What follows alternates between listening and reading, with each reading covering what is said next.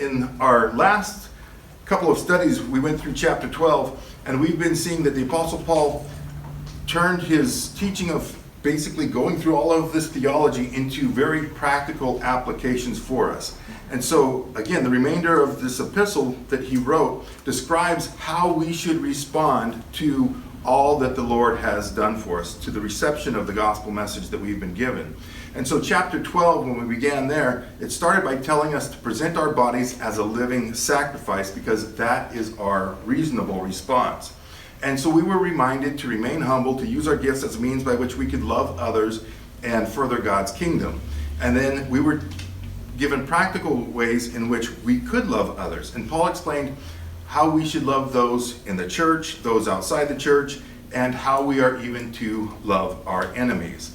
And the key to loving, as he described it, was to do so without hypocrisy, or with a pure and genuine love.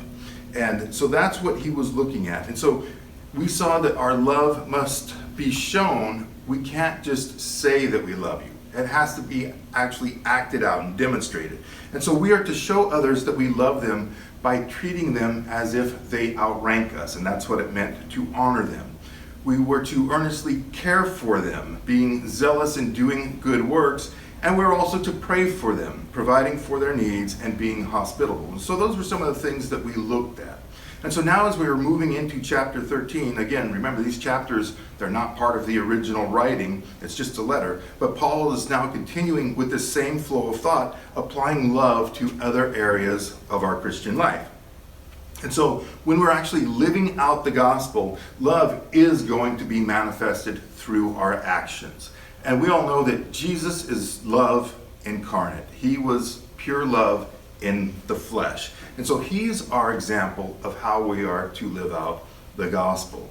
And the way to fulfill the gospel and to love others effectively is by putting on Christ. And so the title of my message is taken from the end of this chapter, and it's Put on Christ.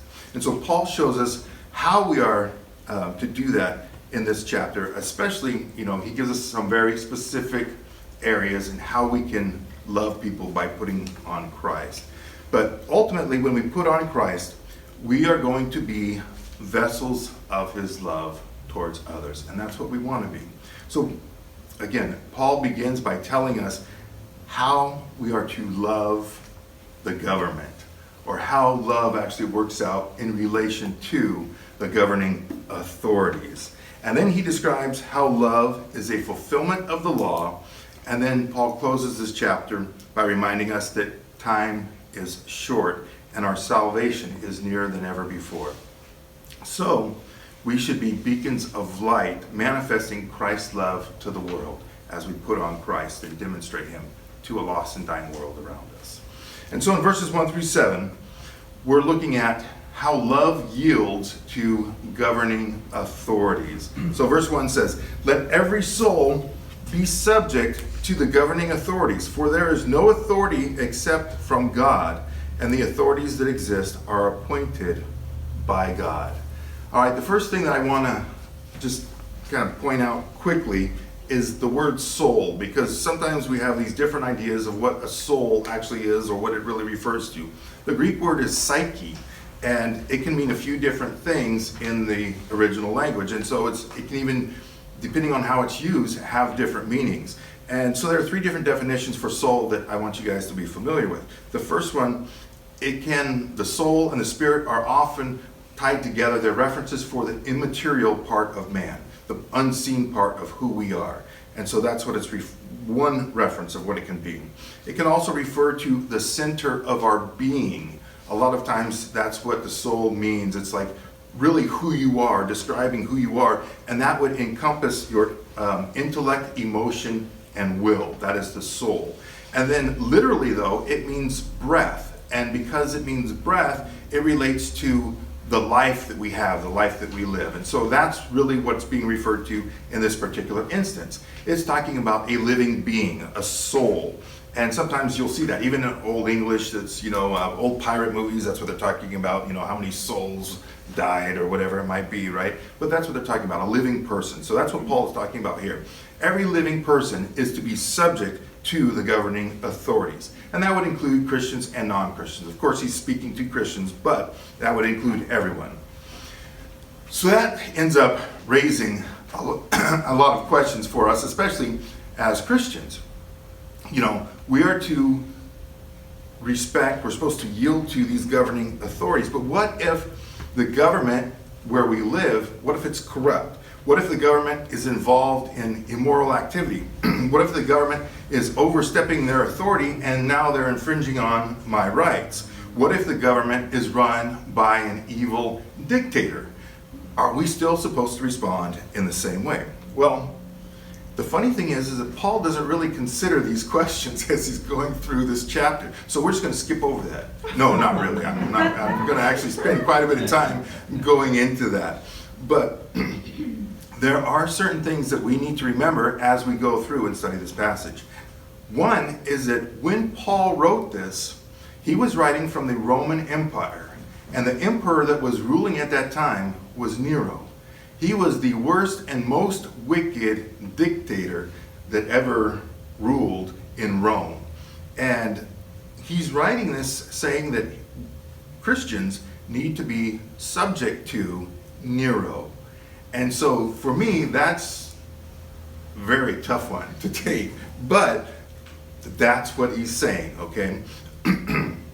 So both Christianity and Judaism were persecuted under the Roman government. But despite the persecution that they faced, Paul is still saying that we are to be subject to these governing authorities. So why, as believers, should we submit to a government that has no regard for God or for us as Christians or for the principles that we live by? Well, Paul says there is no authority except from God, and the authorities that exist are appointed by God.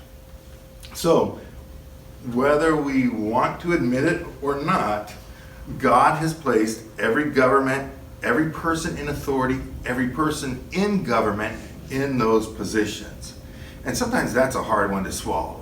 It's like, God, why are you choosing all these idiots? So it's like, come on.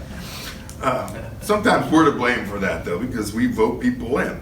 But again, we may not like it. We may think, some people may even think that God made a mistake. I've actually heard people say that, which is obviously not true. But again, we have to understand that he has a purpose for this. We don't always understand why God allows evil, weak, or even incompetent people in these positions, but he has his reasons. And when we went through earlier chapters of Romans, we saw that when God put Pharaoh in place.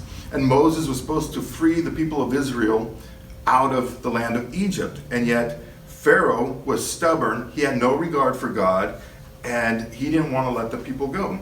But God was the one who put Pharaoh in that position, in leadership. And he tells us, we were told that he does that so that he could demonstrate his power through him. Exodus chapter 9, verse 16 says, God commanded Moses to tell Pharaoh, but indeed for this purpose I have raised you up, that I may show my power in you, and that my name may be declared in all the earth.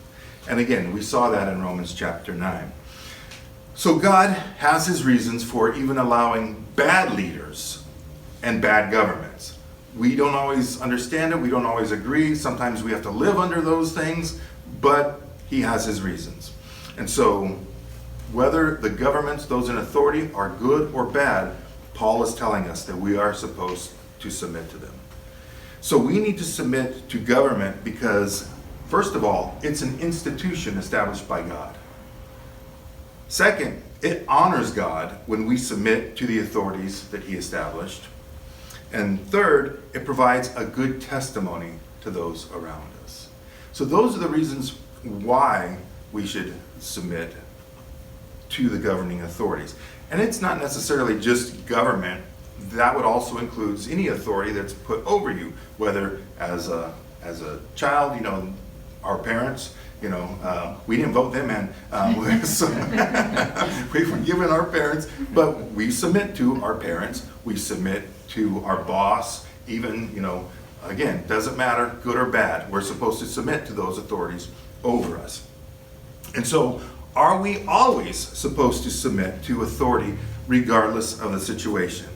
Now, if we go through and we just read what Paul says here, and we don't read the rest of the Bible, then we might come to that conclusion that no matter what, we're just always supposed to submit. But there are some instances where we should resist and even disobey the laws of the governing authorities. And I know that some of you are happy to hear that. Yes. So, the question now is, when is it okay to submit or not to submit to the authorities that God has established? Well, the first one and most obvious is if they demand that we violate God's law or God's word. If they ask us, demand, command, whatever it might be, if they tell us that we need to violate God's word, then it's okay to disobey those governing authorities. You guys remember in Acts chapter 5, the apostles were thrown into prison for preaching the gospel. They were preaching about Jesus.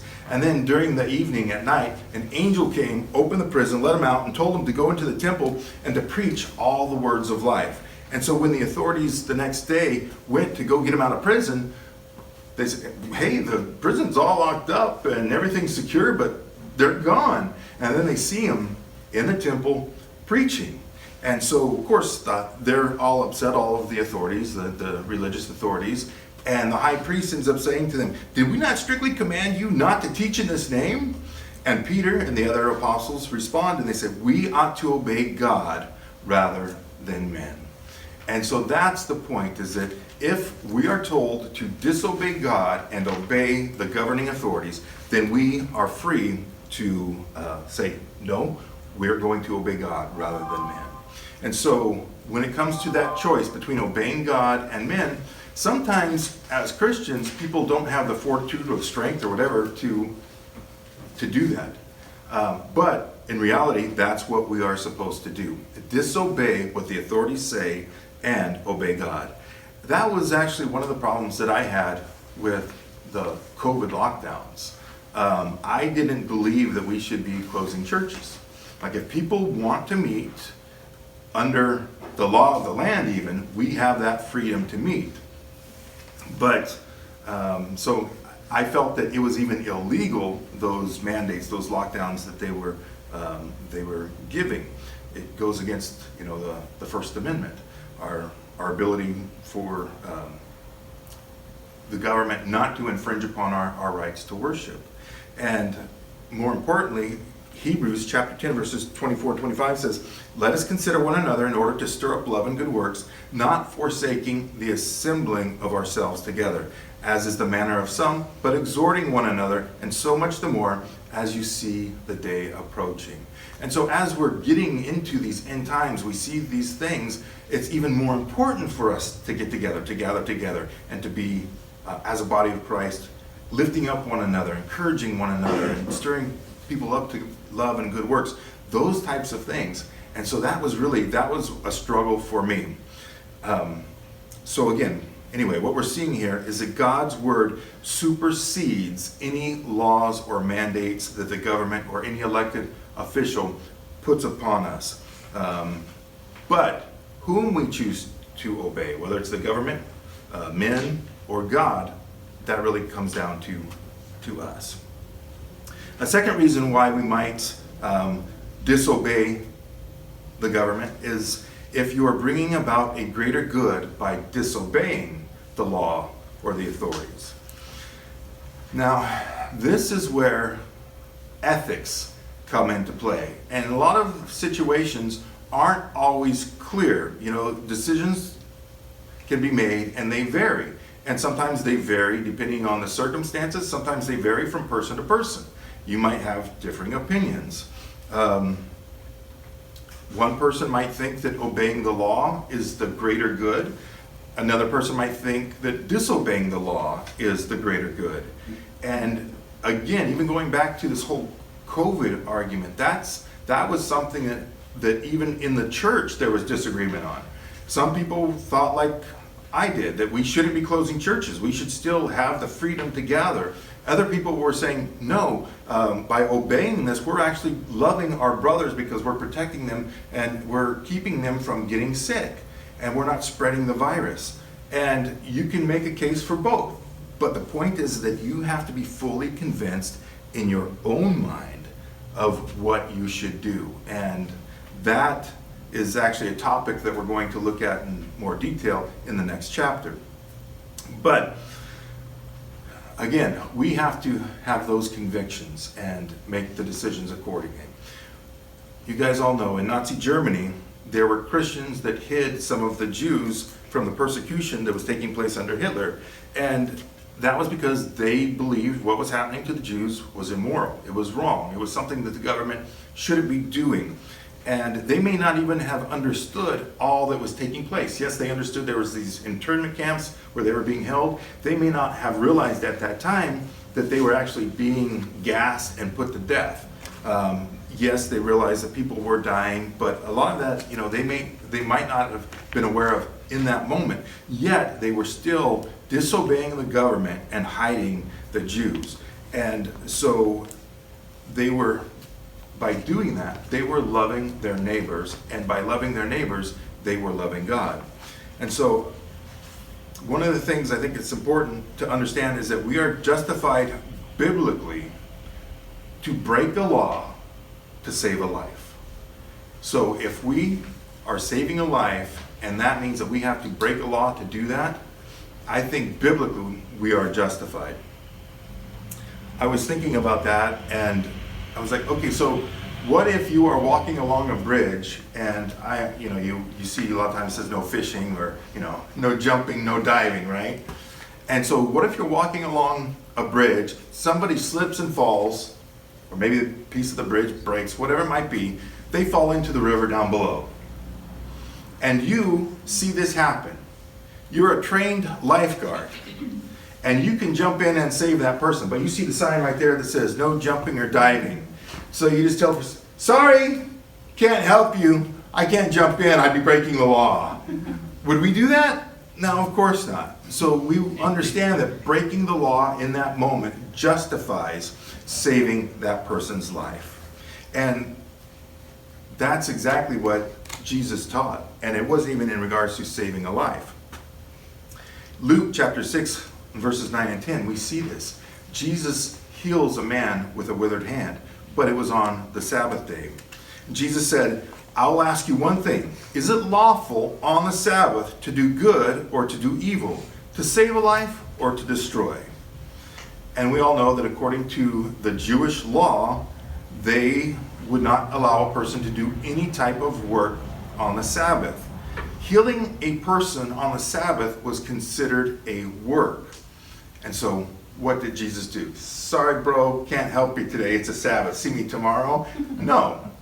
He said, stretch out your hand. And he healed the man on the Sabbath. He broke their law to help this man.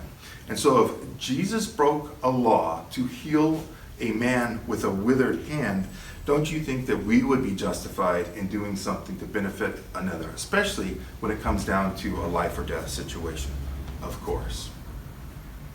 The third time when we might be justified in disobeying a law is if they ask you to disregard your personal convictions or conscience.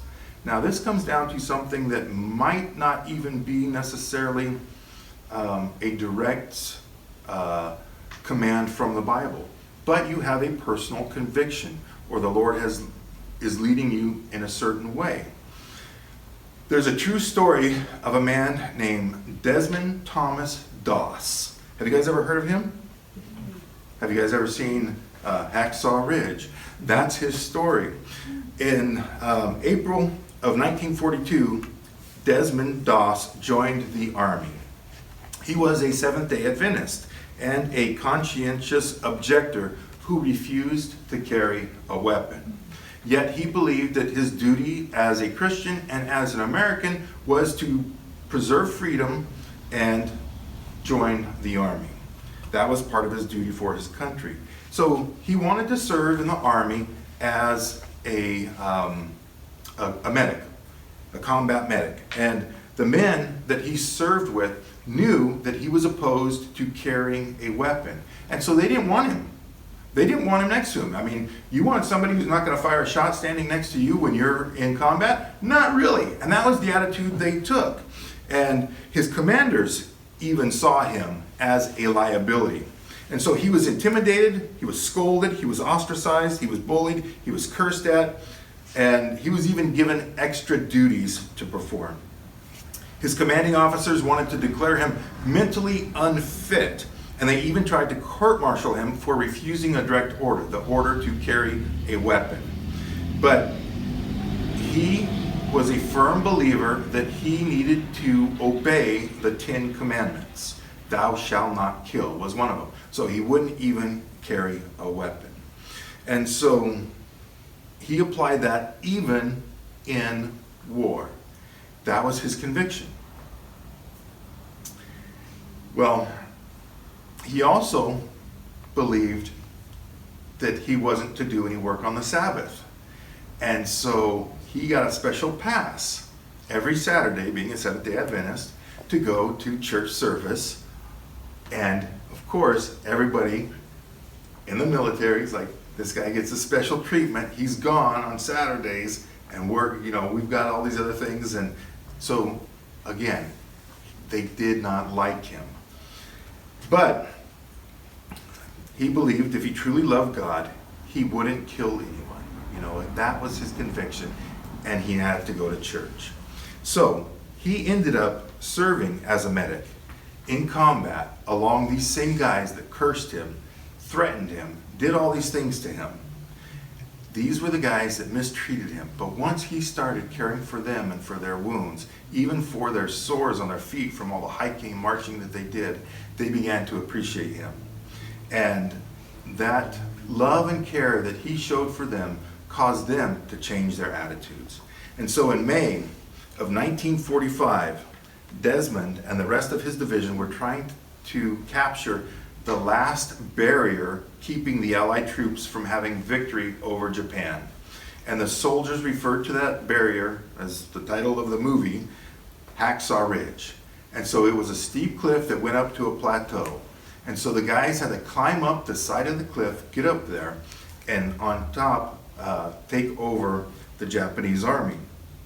Well, once they reached the top, the Japanese launched a very vicious counterattack.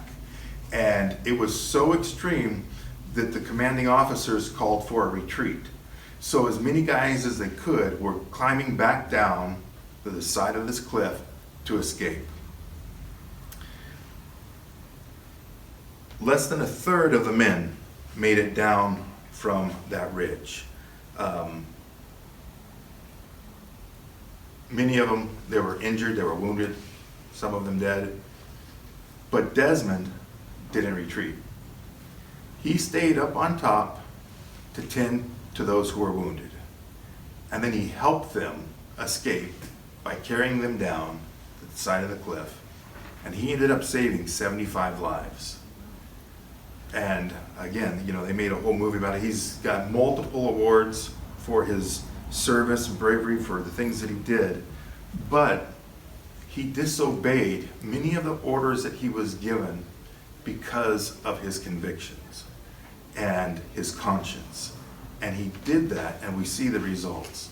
So there are times in our lives where we might have a specific guiding principle, something that the Lord has laid on our heart that might not be a direct command from his word, where we say, sorry, I can't do that.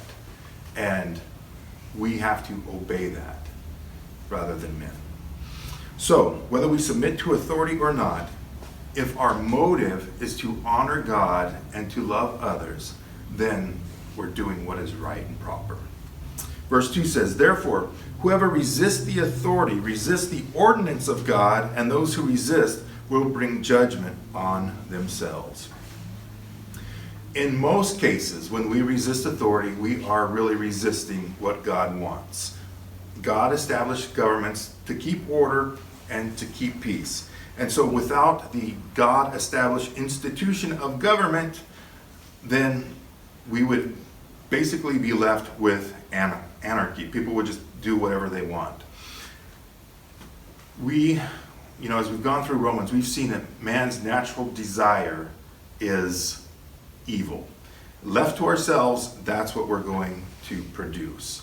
And so God established government as a means to hinder evil. And we've seen this recently in some of the areas where the police forces have been defunded because that government control is being removed from entire cities. So I looked up a few statistics in just a few cities. Minneapolis, they cut $10 million from their police budget in 2020. By July of that year, they had 60% more homicides than the previous year, and 269 violent shootings, again, this is by July, that matched the entire year. So in half the year, they had as many shootings as the previous year because they made this cut. In Seattle, they cut the police budget by 50% in 2020, and they plan to cut another $76 million for 2021. Crime increased 525% in 2020 compared to 2019 because of these cuts. In the area known as Chaz, the Capitol Hill Autonomous Zone, that only existed for 24 days. The homicide rate was 50 times greater than Chicago's. In New York cut $1 billion from the police budget. Murder totals increased in every borough and shootings increased 130%. In Portland cut $15 million from their police. Violent shootings went up 240%. Homicide rates increased by 10 murders per month. And then, of course, we've seen similar increases in other cities that have made similar cuts, where they've defunded the police. Atlanta, LA, Baltimore, Philadelphia, Washington, D.C. I didn't list all those statistics, but they're pretty much the same. You remove government's control and authority, you are increasing the amount of crime and anarchy. That's just what's going to happen. And so these people that demanded the police be defunded, they ended up becoming the victims of their own stupidity. Because they're saying, we don't want government control. You got it. We'll give you what you want. And sometimes that's what happens, is that we tell God this is what we want, and He allows us to have it until we realize that what He wants for us is much better. And so they resisted God's established authority, and by doing that, they brought judgment upon themselves. Verse 3 says, for rulers are not a terror to good works, but to evil. Do you want to be unafraid of the authority? Do what is good, and you will have praise from the same.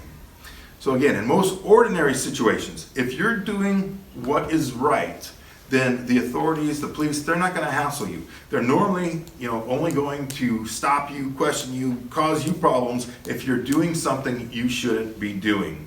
The ones who are always looking over their shoulder, they're the ones that are doing something wrong because they know, they're worried about the authorities coming after them because they're involved in probably criminal activity. But if you obey the law, then cops are your friends. They like good citizens. It's one of the things that the sheriff is the one that actually issues concealed weapon permits. They are so thankful to the law-abiding citizens that carry a concealed weapon because they understand that if something happens, those citizens that are armed are able to act if the police aren't there. And so they're very appreciative. San Bernardino County, last I heard, I think the number's probably much higher, but there were over 10,000 citizens that had their concealed carry permit. And I'm sure, like I said, because I know the numbers have been going up in the last couple of years, it's probably much higher than that now. And so you see these people, you don't know if they're police or not, they're off-duty cops or whatever they might be, but they're just armed citizens. They're there to do good. And this is one of the things that the authorities have the power to do. So again, cops are our friends, but if we're dishonest people, then, you know, they're afraid of the police and they're worried about the authorities coming after them. But as Christians, we need to be exemplary citizens.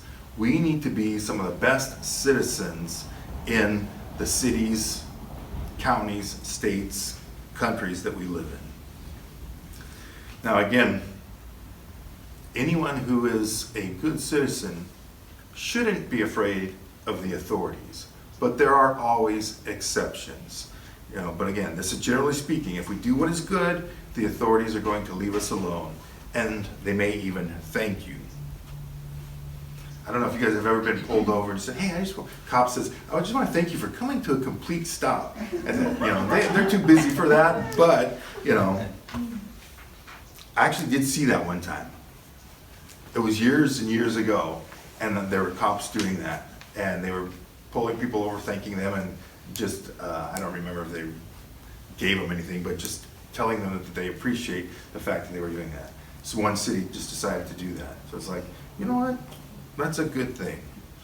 All right, verse 4 says, for he is God's minister to you for good. But if you do evil, be afraid, for he does not bear the sword in vain, for he is God's minister, an avenger to execute wrath on him who practices evil. So God set up governments to benefit us. They are God's minister. Minister, that's the word servant. They are there to serve. Now, we used to refer to people in government or law enforcement or even fire department as public servants. We don't do that too much anymore because a lot of people, you know, have gotten away from really serving the people. We've seen corruption, abuse of power, greed, and people really just doing or being in those positions for themselves. So we've kind of moved away from that term, but it still exists. But those who are in authority are supposed to be servants of the people. And when it says they bear the sword, that refers to the government's right to perform capital punishment. There are people that oppose the death penalty because they think it's cruel and unusual punishment. Even some Christians oppose the death penalty because they say that God is the only one who has power over life and death. But God has given that authority to the governments. So governments have God's authority to perform capital punishment and to put people to death. But governments need to be cautious how they use that authority because, again, they have to make sure that they're making the right decision. They don't have all the same information that God has. So you don't want to put somebody to death who doesn't deserve it. But again, Paul says the government is an avenger. So the government is Captain America. No, not that avenger, not that avenger. But he's an avenger to execute wrath on him who practices evil. And so they've been given God's authority, again, to enact God's righteous anger and judgment. The government is God's earthly source of retribution when a life is taken specifically. So they can enforce that Old Testament law, a life for a life. But again, they need to make sure, the government, those that are making these decisions, they need to make sure that it is only being enacted or implemented upon those who are really guilty of evil. Verse 5 says, therefore you must be subject, not only because of wrath, but also for conscience sake. And so we're to submit to the governing authorities so that we avoid the punishment because of wrath, but also for conscience sake. And that means that we obey them so that our conscience remains clear, that we're not worried about breaking laws or doing things we shouldn't be. And then we know that we have done what is right before God. Verse 6 says, for because of this, you also pay taxes, for they are God's ministers attending continually to this very thing. So, let me see a show of hands. How many of you want to pay taxes? Yeah, exactly, right? Nobody wants to pay taxes. But if we don't pay taxes, then we will end up in total chaos, like those places that we mentioned that defunded the police. So we pay the taxes to maintain the authority that God has established. It says, for they are God's ministers, attending continually to this very thing. So one of the things that God does, and again, we even sang this in our worship, is his provision for us. God always provides for those that are doing his work. And the government, the authorities, they are doing the work of God. And so the taxes, that is a form of supporting God's work. We don't usually think of it that way. But if we have that proper perspective, it makes it easier for us as Christians to willingly pay those taxes. In the Old Testament, God told Moses in Numbers chapter 18, verse 21, behold, I have given the children of Levi, so that's all the priests, all the tithes in Israel as an inheritance in return for the work which they perform, the work of the tabernacle of meeting. And so in the Old Testament, God established the tithes as a way to provide for the Levites, because they were ministering to him and ministering to the people. It was God's provision. So just as Israel paid the tithes to the Levites, to the priest, we pay taxes to the government. And so we pay those taxes to support the government because they are ministering to us. So we pay our taxes to ensure that the government restrains lawlessness, that they punish evil, and keep order. And that is the government's God-given responsibility. Verse 7 says, render therefore to all their due, taxes to whom taxes are due, customs to whom customs, fear to whom fear, honor to whom honor. And so we have to give what is due to every person. Again, God established government, so we are to pay what we owe them. Taxes, that refers to the annual tribute that they were to pay. And so it was a yearly tax they paid on houses, lands, and people. And essentially it would be equivalent to our annual income tax that we pay. When it says customs, that is a tax on goods. And so modern terms, it would be essentially equivalent to a sales tax. When it says fear, that word in Greek is phobos, where we get phobia from, but it relates to what was already mentioned about fearing the government. So we know that they bear the sword to punish evildoers. And so we need to have that proper fear, respect for the government because they have that authority. And then again, the word honor is what we saw last week in chapter 12 and verse 10, and it's regarding treating all people as if they outrank us. So, let me ask you guys a question. Does a person in a governmental position of authority outrank you? Think about it. I mean, as a private citizen, do you work for the government or does the government work for you? The government's supposed to work for us, right? I mean, essentially that's what we're doing. We are the employer. We've elected them, so in a sense we've hired them and we're paying their salary, right? But it doesn't always work that way. They're the ones with the power. They're the ones with the authority. And so they are actually supposed to represent us, but at the same time, we need to honor them. Even though they're working for us, we need to honor them as if they outrank us, because now we've placed them in that position of authority to control, again, the evil in the world. So, verses 8 through 10, we see that love fulfills the law. Verse 8 says, owe no one anything except to love one another, for he who loves another has fulfilled the law. You know, it's impossible in the world in which we live today not to owe somebody something or to have somebody owe you. I mean, probably everybody in here has a charge card with something on it at this moment, right? I mean, normally we go through, we'll pay once a month, whatever it might be, right? You probably owe something to the utilities, you know, they give you kind of a credit. That's the way that, you know, society works today. You know, it's borrowing something and then paying it off, borrowing, paying off. Even in our homes, right? Have to borrow money to pay for our homes. Again, that's society. It made me, I don't know why, but for whatever reason, it made me think of Popeye's hefty friend, Wimpy. He'll say, I will gladly pay you Tuesday for a hamburger today. And so it's like, that's just kind of a society, always borrowing something and then paying it off later. But there are instances in the Bible where people would borrow something and return it. So Paul isn't really talking about, we should never borrow. That's not what he's saying. He's talking about borrowing and not repaying. And so Psalm 37 verse 21 says, the wicked borrows and does not repay, but the righteous shows mercy and gives. And so the bottom line here is that really we need to be, as responsible citizens and Christians, we need to pay our bills on time. We need to pay what is owed. I knew someone who wouldn't pay his bills until he got a final notice, and he was told that they're going to shut off his utilities. Then he would pay it. That is not the way for us to live as Christians.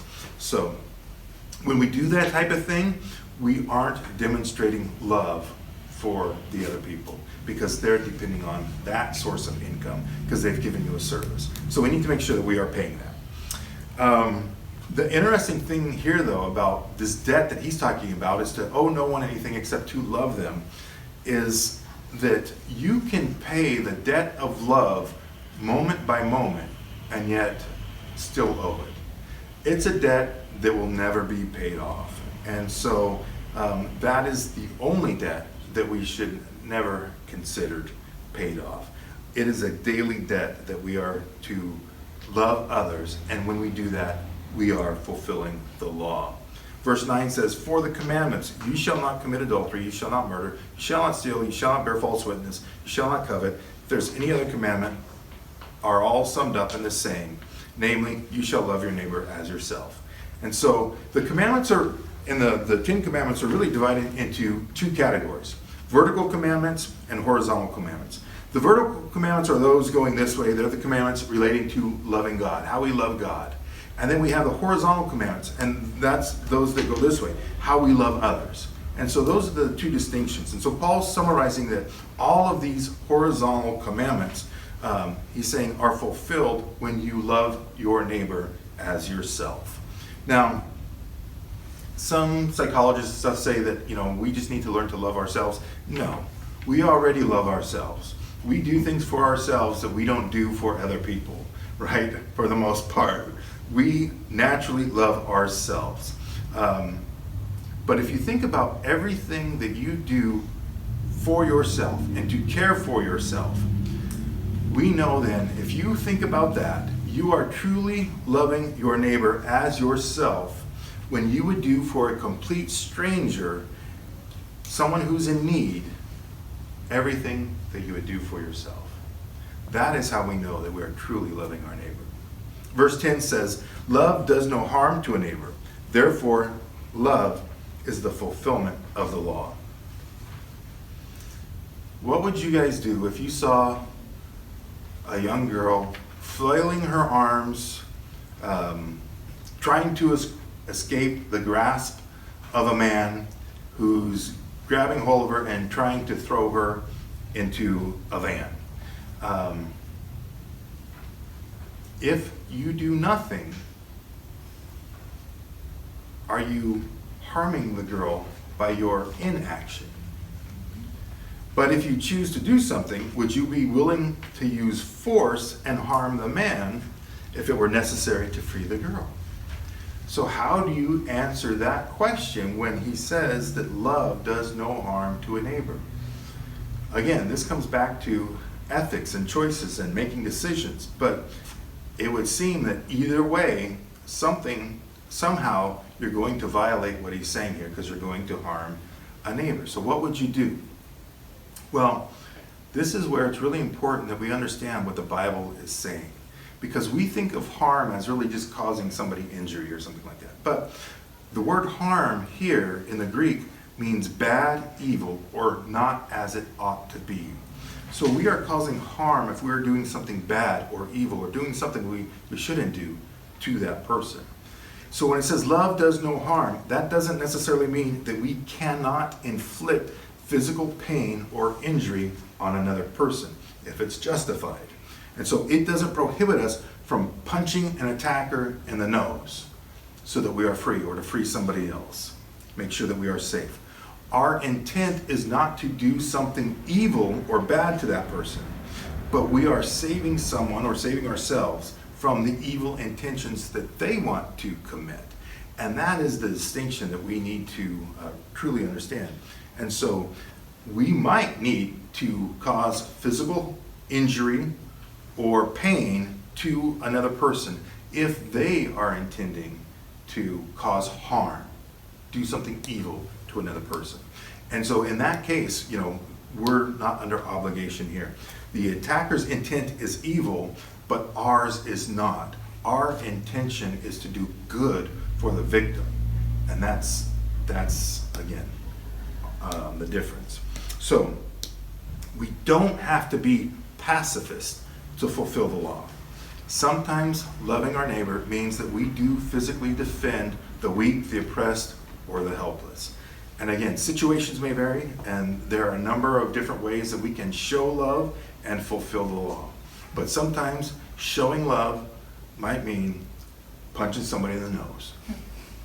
So, yes, occasionally that might be necessary. All right, verses 11 through 14. We are to love others knowing the time. Verse 11 says, "And do this, knowing the time, that now it's high time to awake out of sleep, for now our salvation is nearer than when we first believed." Now, with 6 sons, and as teenagers, trying to get them out of bed is not always the easiest thing. And so you go in and you tell them, "Hey, wake up, it's 10 o'clock. Right? So it's like, all right, it's noon now, time to get out of bed. That's kind of the idea, but really, Paul is saying, when he says wake up, he's saying, hey, you should already be awake. That's kind of like telling my boys, it's 10 o'clock, you should already be up. Why are you still in bed? As Christians, Paul is saying, hey, wake up. You guys see the time is near. You guys should already be awake. Look around you. And so, as he's talking about this, he's talking about the salvation.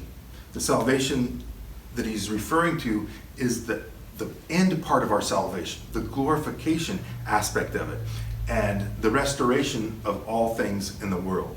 So he's talking about Christ's second coming. He's saying it's closer now than it has ever been. So we need to be ready. In Romans 8:19, we read, "For the earnest expectation of the creation eagerly waits for the revealing of the sons of God." Creation is waiting for this. We need to be waiting for it and expecting it as well. And again, we're looking forward to this time when we will be glorified.